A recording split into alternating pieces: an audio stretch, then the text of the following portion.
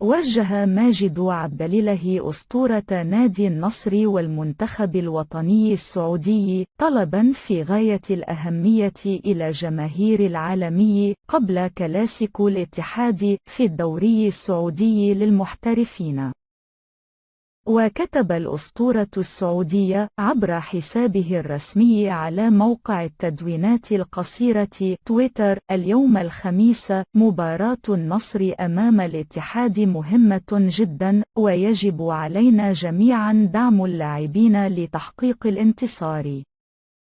وشدد ماجد عبد الله على عشاق النصر ضرورة التواجد خلف اللاعبين، مغردا: حضور الجماهير والمؤازرة مطلب لكل مشجع. الفريق الأول لكرة القدم بنادي النصر الضيف يحتل صدارة جدول ترتيب دوري روشن السعودي للمحترفين برصيد 46 نقطة، وذلك قبل الكلاسيكو المرتقب.